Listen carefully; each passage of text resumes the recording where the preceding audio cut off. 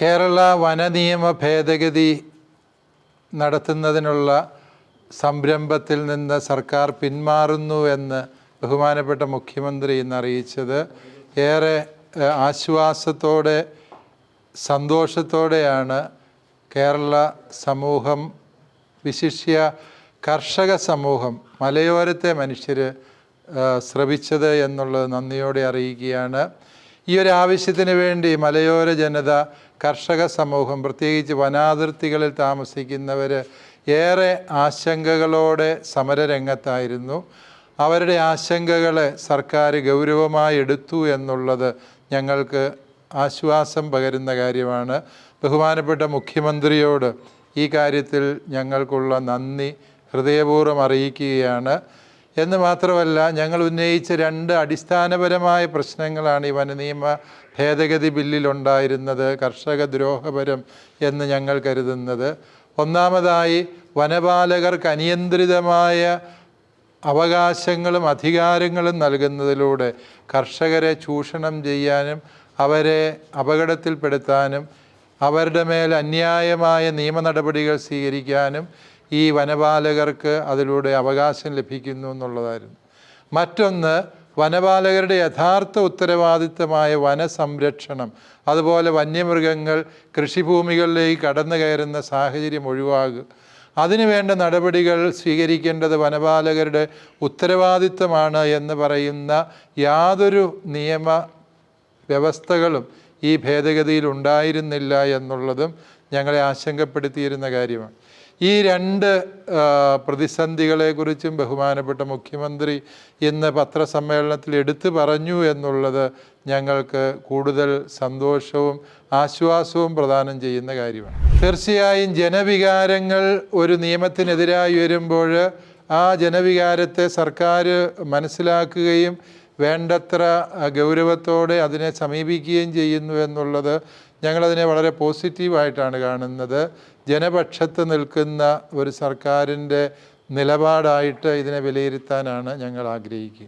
തീർച്ചയായും ഈ കർഷകരുടെ എല്ലാ പ്രശ്നങ്ങളും ഈ വനഭേദഗതി നിയമം പിൻവലിച്ചതോടെ അവസാനിച്ചു എന്ന് ഞങ്ങൾ കരുതുന്നില്ല. ഇപ്പോഴും ബഫർ സോണിൻ്റെ വിഷയങ്ങൾ പരിഹരിക്കപ്പെടാതെ കിടക്കുന്നുണ്ട്. വന്യമൃഗങ്ങളുടെ വിളയാട്ടം കൃഷിഭൂമിയിൽ മാത്രമല്ല മനുഷ്യജീവന് നേരെയും ഉണ്ടാകുന്ന സാഹചര്യങ്ങളുണ്ട്. വന അതിർത്തിയെയും കൃഷിഭൂമിയെയും കൃത്യമായി വേർതിരിക്കുന്ന ആനമതിൽ, ഹാങ്ങിങ് ഫെൻസുകൾ തുടങ്ങിയ വിവിധങ്ങളായ സംവിധാനങ്ങൾ ഉപയോഗിച്ച് വന്യമൃഗങ്ങൾ കൃഷിഭൂമിയിലേക്ക് കടന്നു കയറുന്നതും അതുപോലെ മനുഷ്യജീവന് ഭീഷണി ഉയർത്തുന്നതുമായ സാഹചര്യങ്ങൾ ഒഴിവാക്കാൻ സർക്കാരിൻ്റെ ഭാഗത്ത് നിന്ന് സത്വര നടപടികൾ ഉണ്ടാകണം എന്ന് തന്നെയാണ് ഞങ്ങൾക്ക് ഈ സാഹചര്യത്തിൽ ആവശ്യപ്പെടാനുള്ളത്. പിൻവലിക്കുന്നത് വൈകി എന്ന് പറയുന്നതിൽ വലിയ കാര്യമില്ല. കാരണം ഈ നിയമം നിയമസഭയിൽ അവതരിപ്പിച്ച് ഭേദഗതി ചെയ്യുമ്പോഴാണ് അത് ജനദ്രോഹപരമായ നിയമമായി പരിണമിക്കാൻ സാധ്യതയുണ്ടായിരുന്നു.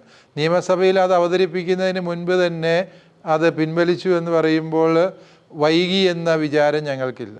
ഈ രാഷ്ട്രീയ തിരിച്ചടി ഒരു പ്രതിരോധം മറികടക്കുന്നതിനപ്പുറത്തേക്ക് ഈ തീരുമാനത്തിൽ സർക്കാർ എത്രത്തോളം ആത്മാർത്ഥത പുലർത്തിയിട്ടുണ്ട് എന്നതാണ് സഭ കരുതുന്നത്. സർക്കാരിൻ്റെ ആത്മാർത്ഥതയെ സംശയിക്കാൻ പോരുന്ന കാര്യങ്ങളൊന്നും ഇപ്പോൾ കാണുന്നില്ല. കർഷകർ ഉന്നയിച്ച രണ്ട് ആവശ്യങ്ങളും എടുത്തു പറഞ്ഞുകൊണ്ട് കർഷകരുടെ ഒപ്പം നിൽക്കാൻ സർക്കാർ ആഗ്രഹിക്കുന്നു എന്ന് ബഹുമാനപ്പെട്ട മുഖ്യമന്ത്രി പറയുമ്പോൾ അത് മുഖവിലയ്ക്കെടുക്കാൻ തന്നെയാണ് ഇപ്പോൾ ഞങ്ങൾ താല്പര്യപ്പെടുന്നത്. ഈ തീരുമാനം നിലനിൽക്കുന്ന സാഹചര്യത്തിലും പലപ്പോഴായി കുറ്റപ്പെടുത്തി കണ്ടത് കേന്ദ്ര സർക്കാർ പാർലമെന്റ് പാസ്സാക്കിയിട്ടുള്ള ഒരു വന നിയമം നിലനിൽക്കുന്നതാണ് പലപ്പോഴായി ഒരു പ്രതിരോധമായി ഉയർത്തി കാണിച്ചത്. അപ്പോൾ കേന്ദ്ര സർക്കാർ ഇതിനകത്തൊരു ഇടപെടൽ നടത്തേണ്ടതല്ലേ സത്യത്തിൽ? തീർച്ചയായും വന്യജീവി സംരക്ഷണ നിയമം എന്നത് കേന്ദ്ര സർക്കാരിൻ്റെ നിയമമാണ്. ആ നിയമമാണ് കർഷകരുടെ ജീവന് പോലും ഭീഷണിയാകുന്ന വന്യമൃഗങ്ങളുടെ കടന്നുകയറ്റങ്ങളെ തടയുന്നതിന് തടസ്സമായി നിൽക്കുന്നത് എന്നാണ് കേരള സർക്കാർ പറഞ്ഞുകൊണ്ടിരിക്കുന്നത്. ഈ നിയമത്തിൽ ആവശ്യമായ ഭേദഗതി വരുത്താൻ പോരുന്ന സമ്മർദ്ദം അത് ജനകീയമായും ഭരണകൂടത്തിൻ്റെ ഭാഗത്തു നിന്ന് ഉണ്ടാകേണ്ടതുണ്ട്.